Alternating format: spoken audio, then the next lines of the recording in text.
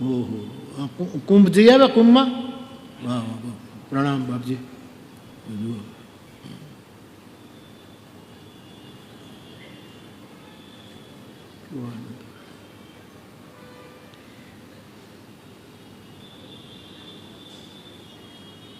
એવું બધું. તો વેવાઈને ખાસ બોલાવેલો કે અમારા ભાગવતની કથા છે અને તમારે તો આવું છે. પછી વેવાય તો રાખવું પડે. વેવાય 2 જોડ કપડાં લઈ, એક થેલામાં ને એક પહેરેલા. બદલવા તો જોઈએ ને સાહેબ, આમ તો ન નાતો હોય પણ ત્યાં તો પછી રોજ નાહવું પડે, એટલે 2 જોડ ખાલી લઈ ગયા.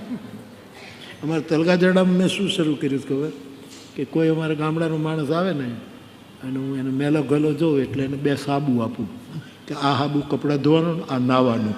એવો દાંત કાઢતો કાઢતો વયો જાય. એને એમ થાય કે મેં કીધું હકીકત છે, તું આ સાબુથી નાહી લેજે અને આનાથી કપડાં ધોઈ લે પછી આવજે.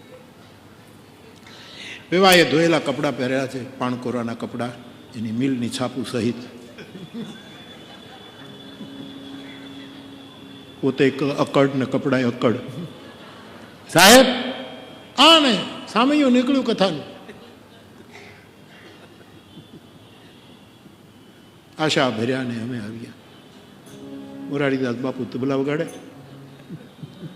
સંતરામ બાપુ ઝાંઝ વગાડે, રામેશ્વર બાપુ ગાય. અમારો હરિયાણી ડાયરો ઉપડ્યો સાહેબ. હાલો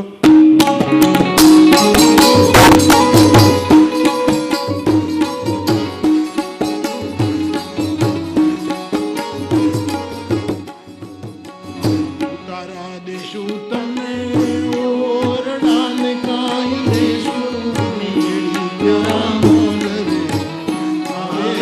આશા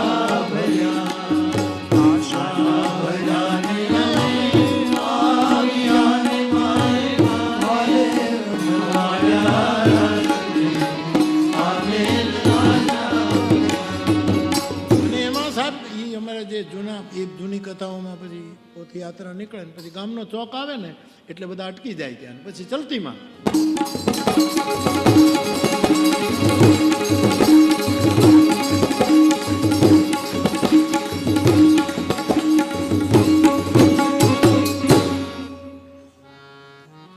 પોથી. અને એ વખતે કાંઈ એવા ફટાકડા હતા નહીં, આવા કંઈ પેલું હતું નહીં. ગામડાનો ચોકીદાર હોય, બંદૂક ભરી હોય, એનો 1-2 ધડાકા કરે એટલે ગામનો જે ચોકીદાર હતો યારો હારે હાલે.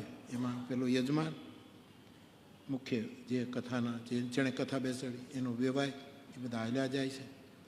અને પેલો બંદૂકવાળો ચોકીદાર આવ્યો, ગામના ચોકમાં ધમધમાટી બોલતી હતી ને એણે બંદૂક ઉપાડી છે. તે યજમાનની મહેમાન જે વેવાય હતો એની બાજુમાં ઊભો રહીને એણે બંદૂક ફોડી એટલે આ બાજુ ઊભો હતો એટલે જે વેવાય હતો એનો જમણો કાન. તમે ધ્યાન રાખજો, દૃશ્ય બરાબર જોજો, નહીંતર આમથી આમ થઈ જશે. આ એનો જમણો કાન હતો. અને આને ખબર નહીં, વિનોદ અભરામ કાકો અમારા ગામનો ચોકીદાર હતો, એ બંદૂક એને સાહેબ એણે બંદૂક ફોડી. એ ફોડી એવી કે બંદૂકના અવાજથી વેવાયના કાનમાં ધાક પડી ગઈ, સંભળાતું જ બંધ થઈ ગયું. અને પાછું એવું તેવો ભડાકો કે નહીં, આમાં તો કંઈ સંભળાવવું જોઈએ ને, અહીંથી હાવ ગયો હાવ, કાંઈ ખબર જ પડે. એને સંતરામ બાપુ વાંજ વગાડે એ કાંઈ સમજે, મોરારી બાપુ તબલા ઉપર તૂટી ગયો એ એનું કાંઈ, રામેશ્વર બાપુ ગાતા ગાતા વચ્ચે 2-3 વખત પાણી પી દીધું, કાંઈ સંભળાય જ નહીં. આ તો પ્રસ્તુતિ મારી છે, મુદ્દો અમરદાસ બાપુનો. હા, અને હાવ કાન ગયા. પછી તો આવી ગયા. ગરદણીના ઘરના આંગણામાં મંડપ નાખેલો, વ્યાસપીઠ, અને કોર બાપા વિરાજમાન થયા. યમ પ્રવ્રજંતમનુપેતમપેત કૃત્યમ દ્વૈપાયનો વિરહ કાતુર. એ કથાઓનો પણ એક કાળ હતો સાહેબ. હા, મને અત્યારે એમ એક પીડા તો નહીં પણ આમ ચૂકી ગયા. એ વખતે આવા વિડીયો અને આવા રેકોર્ડ, નહીંતર આ બધા જ મહાપુરુષોનું રેકોર્ડ કરી લેવાની જરૂર હતી. એની જે શૈલીઓ હતી, એક શ્લોક લેવો સાહેબ.